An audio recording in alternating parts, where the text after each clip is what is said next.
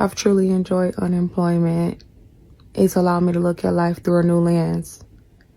But baby, I'm going on month 6, and it's getting a little too real. Hello everyone, this is Emmanuel Cook.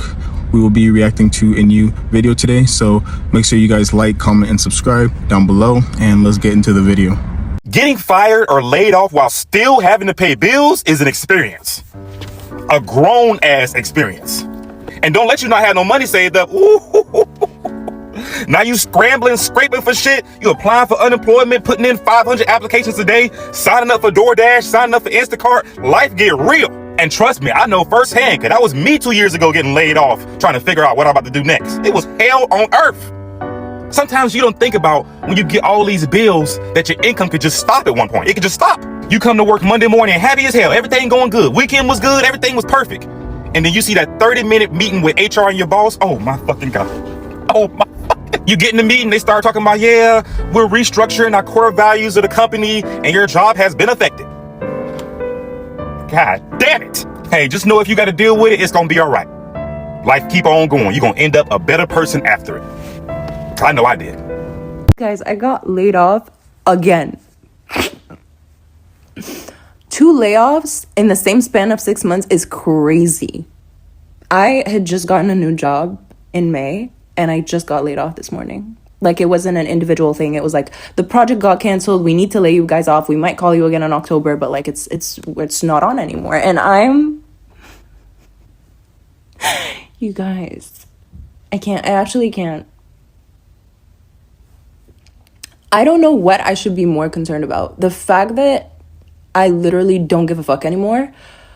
And this is just more motivation for me to pursue financial freedom, or the fact that I'm fucking unemployed right now. Like, stay tuned, I guess. Thousands of people are getting laid off. I'm going to say that again. Thousands of people are getting laid off with no savings account. I'm not posting these videos to be cute, to be your friend. Y'all, like, you need to have money set aside for emergencies. Right now, things are out of our control. The America is in shambles, okay? Turn on the news. This is not a joke. We're like hitting a recession.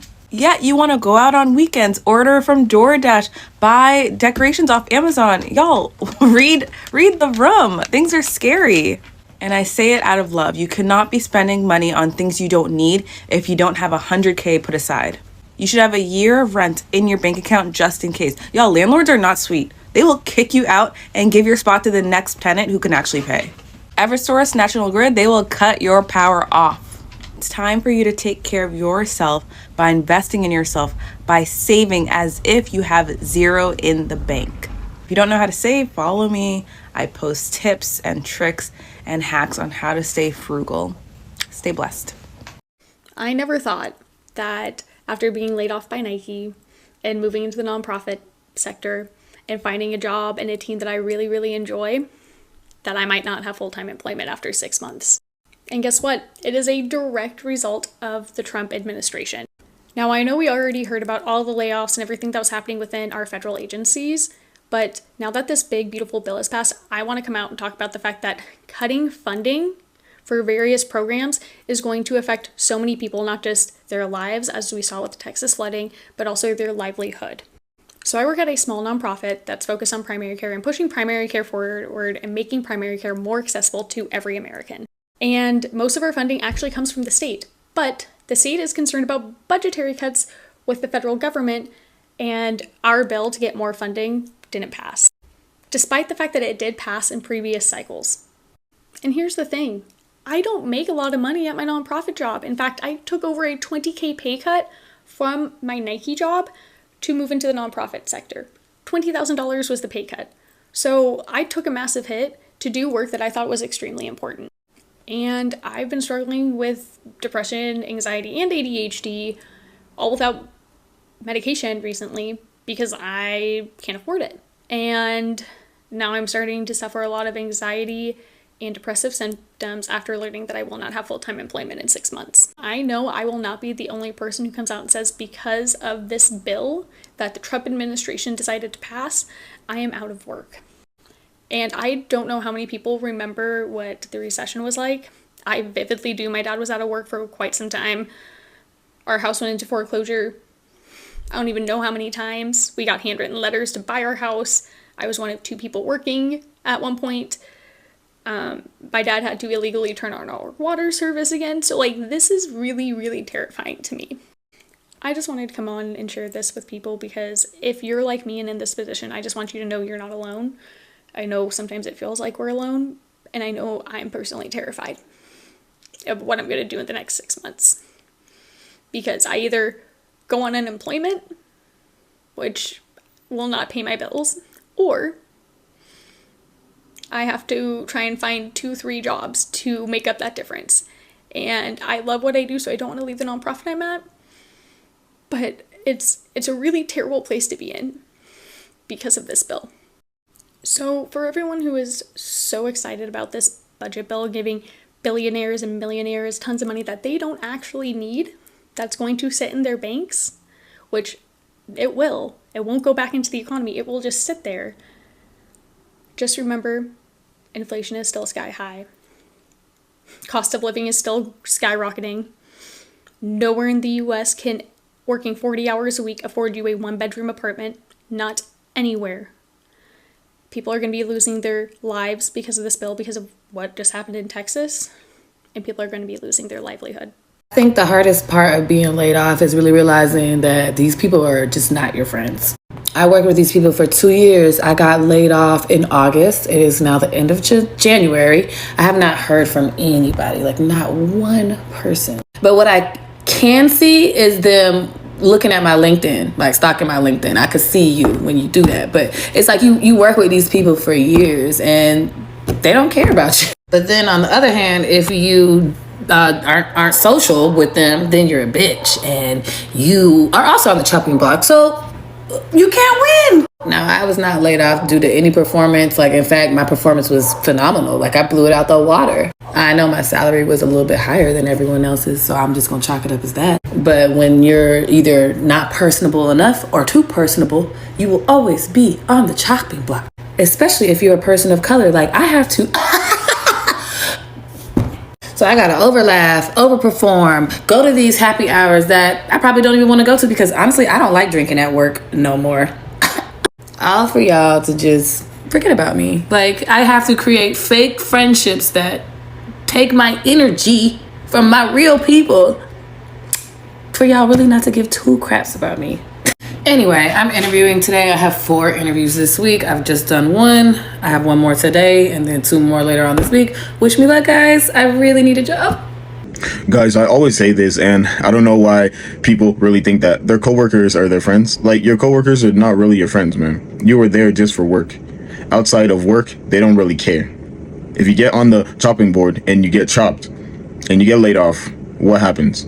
You will not hear from your coworkers. They will never check up on you like that. And most of the time, people are really only there for you if they feel the need to. If they feel like they have to be there for you, that's the only time that they will actually be there for you. But if they don't feel like it, then they will not check up on you like that. But it's human nature, man. Very few people actually care, especially these days. And the ones that do really show it. And the ones that don't, it's obvious that they don't really care. They only care about their personal struggles and stuff like that. But they have no problem watching you go through it, watching you suffer. And they have all the time in the world to stalk you, to speak behind your back, to speak trash on your name, to do everything but actually show up for you and support you. That's how it goes, man. I've been laid off for 4 months now, and I'm just gonna say it. I love not working. I love being jobless. I love having the freedom of not working. I love it. This is actually my dream, is to not work. But also my dream is to have money. So, you know, if I can figure out how to monetize being jobless, then I'd be jobless for the rest of my life. So I don't know, maybe like throw a girl some likes, some follows, some engagement, and then maybe I can like monetize this and I don't ever have to go back to work. just spitballing. Never judge a book by its cover, and it is so true. Since being laid off, I've had to start doing DoorDash. A full-time job offer hasn't come through yet, and I need to help my family in whichever way that I can to basically get these bills paid. Since starting, the biggest shocker has been there are all kinds of people doing DoorDash, from young to old, people in hoopties to luxury cars. The truth is, a lot of Americans are going through a hard time right now, and we are doing whatever that we can do to stay afloat. So this is my reminder to you: never judge a book by its cover, because you don't know what the next person is going through. Okay, I'm gonna make this video because I'm bored, and then hello dude. And just I wish someone had told me this when I was in school. So for anyone who doesn't know, I moved I moved cross country from Ohio to Arizona after I graduated school. Went to school for marketing, accepted a job at a corporate office out here, making a salary I was really content with for a first job out of college. And within like 6-8 months, I don't even remember, I was let go, along with 20% of the company. About 1,000 people lost their jobs, which is very unfortunate. And so I'm still living in Arizona. I have not got a new marketing job yet. It's a little tough out here. Less than a year experience, and a lot of people looking for jobs, but keep getting to a lot of final rounds, stuff like that, because I do want a job that I use my degree. But here's what they don't really tell you in school, or I feel like when preparing you for readiness for life. I'm making about the same amount of money now where I'm hustling, and I got multiple jobs. I think I'm gonna take up a third one just to make even more money, but I really only work weekends. I watch, so during the week I watch dogs. This one, he is my own. Hey. Thank you, buddy. He's my own, but I Rover, which is an app, non-sponsored, but I watch dogs during the week, house sitting, that kind of stuff. And then on the week, I basically drive around drunk people as a party captain. I ordered water and they gave me a spray, so I'm making my way through this. But don't get me wrong, I'm a lot more aware of my finances now, and I am budgeting a lot more, but I'm saving so much more money now than I was when I was working my corporate job. But I also had a guaranteed income then. Like I saved like $1,500 last month, and I don't think I ever did that when I had my consistent job. But what I feel like they don't tell young people as they're going to school and preparing to go off or just join the real world, I think what's important is I'm glad I got a degree, but like I think I learned a lot about myself in college, but I'm not using it right now, really. And yet making same, if not more money than a lot of people who did. So I think what's important is to know your skill set, know what you're good at, know what you like to do, know what you enjoy to do. If anyone knows me, my entire life is dogs, pretty much. So I found a way I can make money with hanging out with them and taking care of them. But I would like to think I'm a somewhat semi-charismatic kind of person. So, yeah. So that has also worked out with my other job. But I think what's important is to figure out what you like to do, what your skills are, and how much. I know people say money doesn't buy you happiness, but I'm a lot happier because I have money, because I'm not stressed about buying my dog's food and groceries and paying my rent and stuff like that. You need to figure out the money that you need to sustain the life that you want, and how you can get that money. It doesn't need to be from the source of one job. It can be, like, that's great, but I literally hang out with dogs and hike all week and just work weekends. And again, I'm making like the same amount of money I was at my corporate job. So figure out what's gonna make you happy, what you want to do with your life. If you want to do it at an 8 to 5, I might even go back to the 8 to 5. Guys, calm down. Haven't decided yet. Gonna see how things go, but yeah, just if that helps anyone, I don't know. A quick reminder, please remember to like, comment, and subscribe down below, and let's continue the video. So a lot of y'all have hard times when it come down to your bills, and I kind of want to like chime in and show y'all the things that I do for my bills, and it always worked for me. This what worked for me. I'm not saying for y'all, but this what worked for me. So when my mortgage, when my rent used to be, when they moved it up to $1,400, I used to take my rent and I do $1,400 divided by 14. That says I need to make $100 within 14 days, right? Because it's 7 days a week, right? So that means I need to make $100 a day. So I'm like, okay, I could charge $160 because I include the hell I do this, right? But also, I can really charge a little bit more if I want to, but that's 14 days. Now, let's just say you like, okay, because I want to be off for 2 weeks. I always give myself 2 weeks off when I'm in the braiding industry. Some of y'all rent may be a higher, but some stuff you can charge for. Some stuff, as long as you make that a day. So you can literally make $300 a day if you do some small butt length anything. You could charge $300. Now you have double your $100 to $300, if that makes sense. So you're good. A lot of y'all look at y'all bills as in a lump sum. I look at my bills by the day. I don't know who I'm helping when I tell y'all that, but I just want to share that with y'all. Thank you. What kind of jobs does everybody have? Because I lost my job in January, and it has been so hard to find a fucking job. And like, I wouldn't mind going to school for something. I thought about going for like medical billing and coding, because I literally, that's all I want to do. I just want to I want to go to work. I want to sit at a desk. I want to do my work, and I want to go home. Like, what is everybody doing? Like, what is everybody doing? So here's the thing, especially with the younger people, a lot of them don't actually have jobs.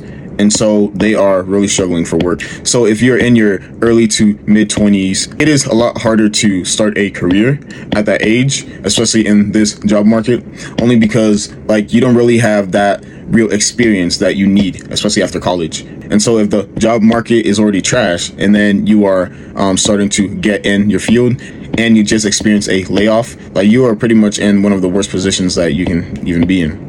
So what are most of the people your age doing? They're probably working retail, restaurant jobs, and other jobs like that. My name is Molly. I am almost 24. I am currently unemployed. I just moved back home. And I am really experiencing like intense anxiety ever since I graduated college. I was not someone who used to have a lot of anxiety, like very often at least. I had, for the most part, more like a consistent, you know what, maybe that's not true, but I look back on it thinking that I had a more consistent mental state. But since I graduated college, it makes sense. Like, the state of the world, pretty much most people my age that I know are still figuring things out and are unsure, and it's just like a season of uncertainty.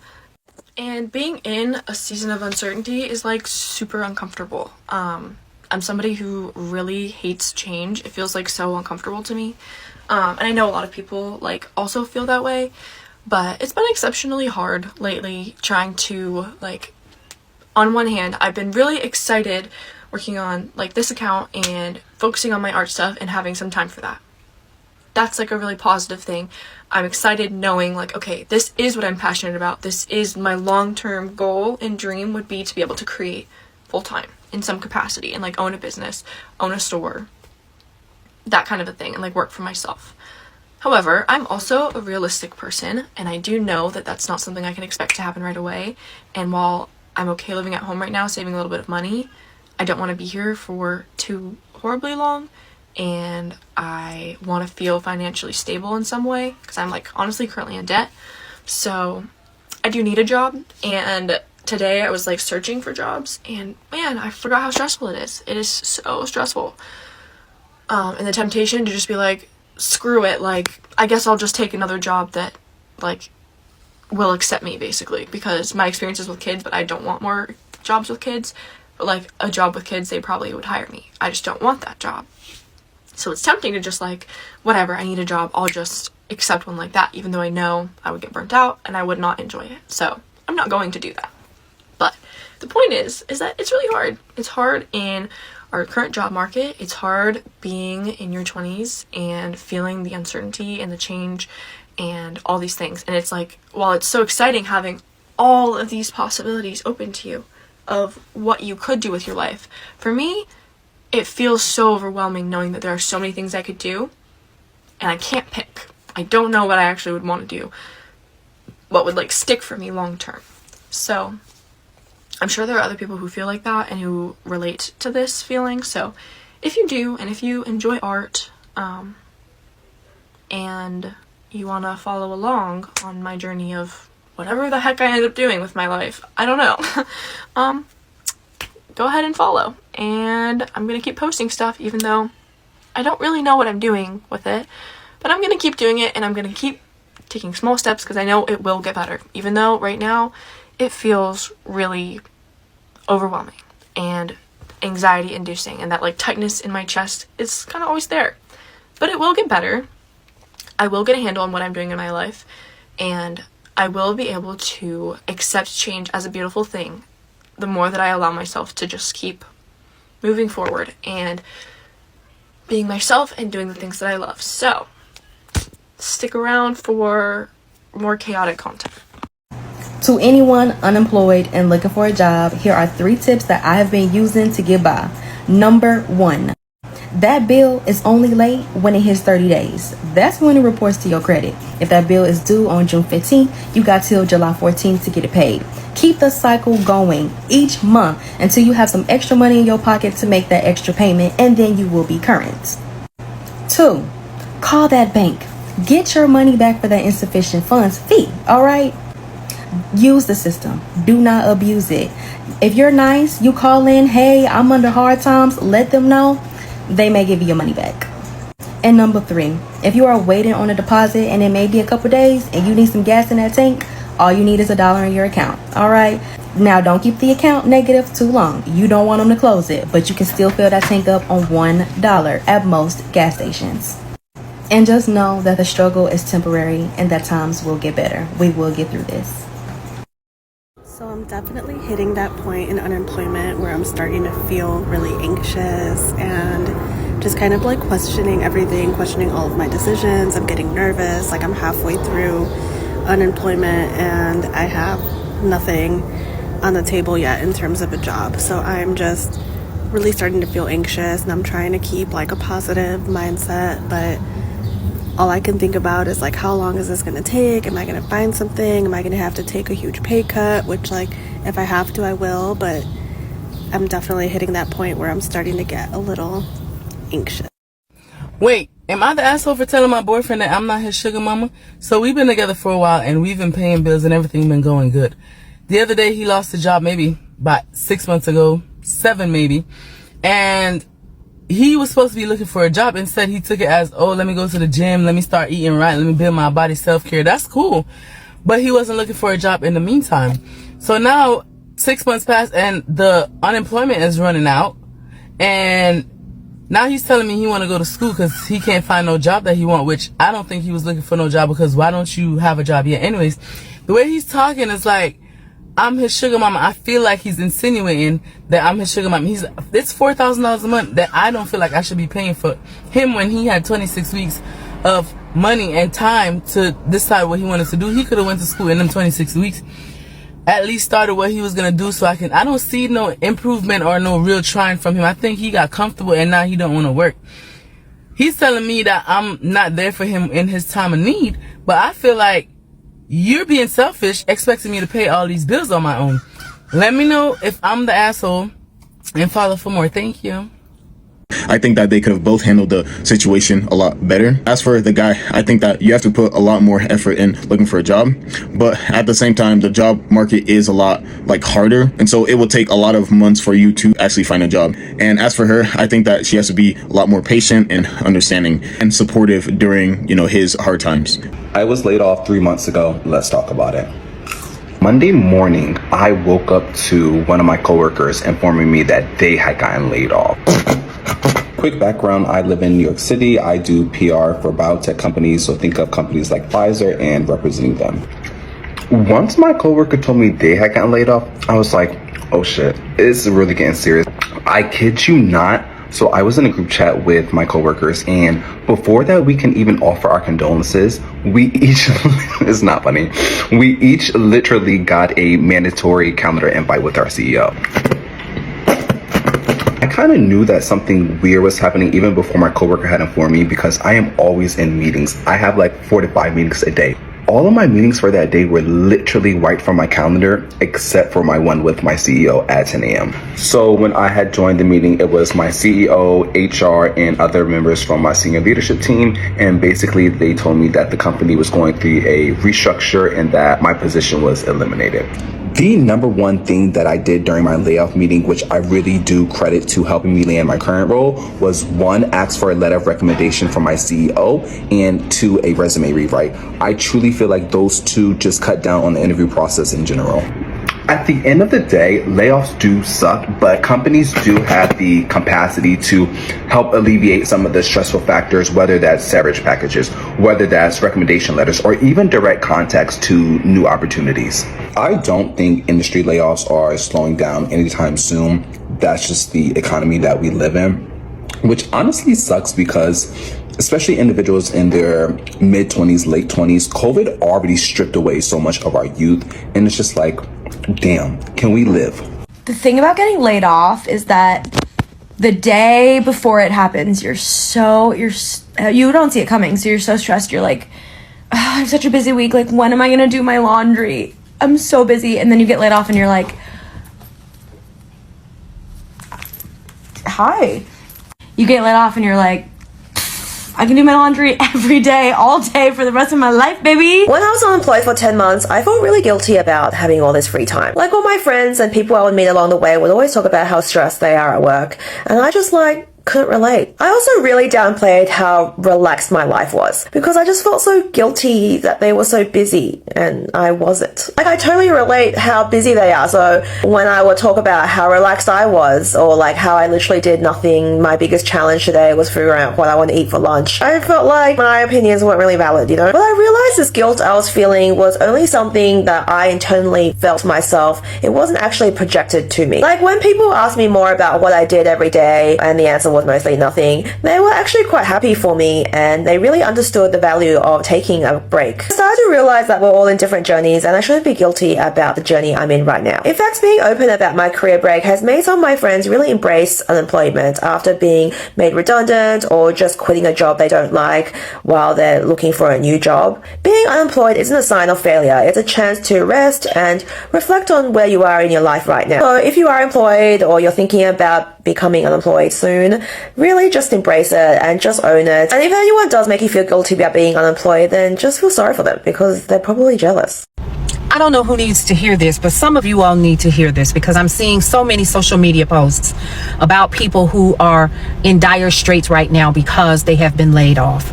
And I am taking it from personal experience. I want to give you some things that I have had to do in the past in order to pay the bills and to keep things going because I was the only provider for myself and my children. Number one, give yourself time to grieve. Give yourself time to grieve. But at the same token that you have to have time to grieve, because losing a job, there is a grieving process, especially if you have given them time, years, your expertise, your know-how, and your hands-on, and you've gotten to know the people on your job. Absolutely, you're going to grieve. But in the middle of your grieving process, take some time and do a couple of things for yourself. A couple of those things that you absolutely need to be doing is making sure that you have additional resources that you can reach out to. What do I mean by that? You can do things like DoorDash. You can do things like Grubhub. You can do things like Uber Eats. You can Uber if your car is in that year. I think it's like a year range or something that your car is eligible to be a part of the program. Don't incur any more debt. But if you have a vehicle that's in that range, utilize it to drive people around, especially if you have all of the things that are necessary. Drive, folks. Do you know how to do hair? Do some hair. Take out your little license. If you don't have a license, find out what the braiding requirements are for the state or the city that you are in. Of course, you know that I'm giving you the step-by-step, but you already know what you might need to do, right? Put in, hey, I'm braiding hair this weekend. Back to school is coming. You can make you a couple $100 real quick if something is due or whatever. Go ahead and do that. There are gig apps also that are out there that pay per day where you can cash out right away.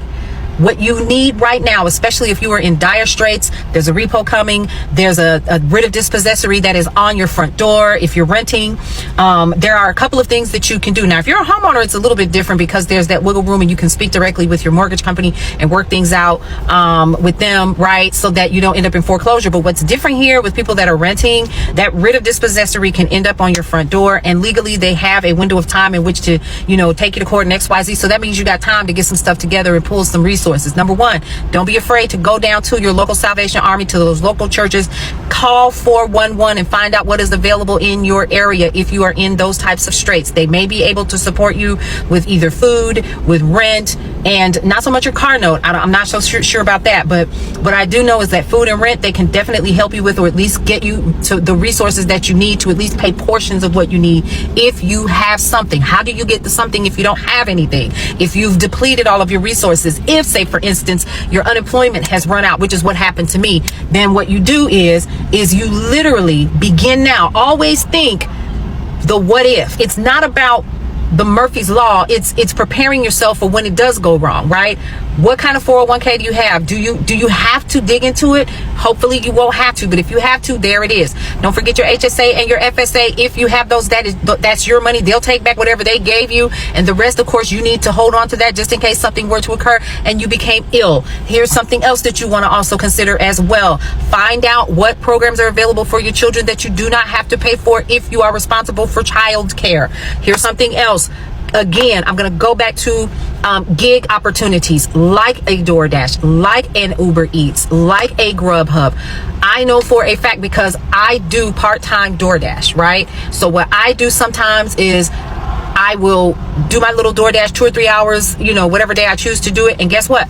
I'll go ahead and cash that money out. You can cash out. It'd be like an additional $1.99 if you need it right away, if you don't have the red card.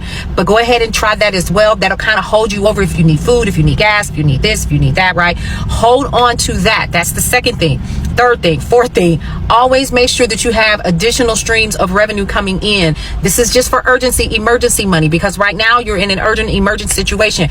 I have learned in my life, don't wait on these folks to get back to you about a job. Get up. It literally, when I first found out about deliveries and stuff like that, I was in my 30, I think I was 30 when I was delivering food downtown in Buckhead, Atlanta, using my car, and I would just deliver to CPK, from CPK to, this house or that apartment or that, whatever, and I would do whatever I would have to do to make that money. I've done that. If you can wait a table, here's something else that I want you to remember. Are you listening to what I'm saying? What I'm saying is find the jobs that people don't want to do and plop yourself in it, right? Nobody likes waiting tables. A lot of people don't. I was good at it. Go find you a job that they need somebody right now. That would be, say, for instance, like an IHOP or a Waffle House or those things like that. If you have to have money right away, please understand you need cash on hand. Find a job where you can make some tips. Okay, that's cash on hand. Other cash on hands, of course, are the gig apps, deliveries, things like that. Because even with, like, say, for instance, like an Uber Eats and these others, you're not just delivering food. You can also deliver groceries and other items from stores and so forth, right? You can do that. So there are options out there. And then here's something else, folks. Even if you are currently working, let me explain something to you. My mother always told me, don't ever let the right hand know what the left hand is doing, and vice versa. The reason why is because you never know what's going to happen. Don't put yourself in a position where you don't have any additional resources coming into your household. I don't care what it looks like. I don't care if you're making 6 figures. I don't care if you're making $30,000 a year. I don't care. Always make sure you have something coming in. And let's keep it clear. Let's be clear. If you want to sell digital products, sell digital products. That's on you. If you want to do UGC, please understand that UGC does not pay overnight. That you do sometimes have to wait maybe to the 15th. One of the apps that I use, it pays the 15th and the 30th. Another one of the apps that I use, you have to wait for it to process 14 days, right? Then there are some that may even wait 30, 60, 90, unless of course you have a contract with them for them to pay you up front for the work, at least a percentage of it until you send the deliverable. So remember, it's cool to want to be an influencer and all of that. Well, I guess since I got laid off, I'm gonna go ahead and become an influencer and XYZ, this, that, and the third. That's cute. But what you gonna do right now? What are you gonna do right now? Like I said, grieve, go through the grieving process. But in your grieving process, find a window of time for you to set up a plan for yourself so that you consistently have money coming in. Consistently have money coming in. Don't lay down. You don't have time to lay down. The rent man, the mortgage company, them car note folks, they looking for you. Okay? Get up and find you something that is bringing you in a specific dollar amount per day. Then the other thing that you want to make sure that you are doing is this. Find out, just add up all of your bills. This is something else that I used to do as well when I was younger, and this really, really helped me, especially because I've been doing gig work for so long. One of the things that I've done is I would add up all of my bills that were pertinent, that were important. So if it was the rent, If it was my car note, if it was my insurance, I would add everything up. Is that how much I needed? Then I would add an additional 10% on that, and I would divide it by how many days was in the month. And that's how much money that I was determined to make for the entire day. And I didn't stop until I made that amount. Period. I don't care if I was working from home. I don't care if I was braiding hair. I don't care if I was selling something or whatever. That was my goal, because my children depended on it, and so did I. I hope that was helpful. I'm not here to do anything else except give you a word of encouragement. It's stuff out there. Medical couriers, all of that. If you just put in cash needed today or something, or search for, jobs that pay same day, in TikTok alone, everybody's talking. Everybody's talking. Yes, you could do a digital product as well, but let's just keep it 100. You don't want to do something that you can't back up, right? You can back this up. Move quickly, move expeditiously, and then you can add to it as you go along. Good luck to you, and I wish you well. I have a lot of respect for people who handle their business on their own. This stuff is a mentality. It is either when you are in financial troubles, is your first response trying to ask someone else for money, either your friends or your family, or is your first response to sit down, to plan, to work harder, to get your money on your own? If you have the right attitude and the right plan, you can get things done. Life happens, we all know that, but it is how you respond to life. That is the most important thing. And it says a lot about your maturity level. If you're really grown, like you say you are, if you're really mature, like you say you are, go ahead and figure things out. If you do all those things and you are still short, then ask for help. Other than that, if you know that you can make it on your own, then do not bother other people with your problems. Handle your problems by yourself. I appreciate you guys watching the video today. Please make sure to like, comment, and subscribe down below, and I'll see you guys in the next video.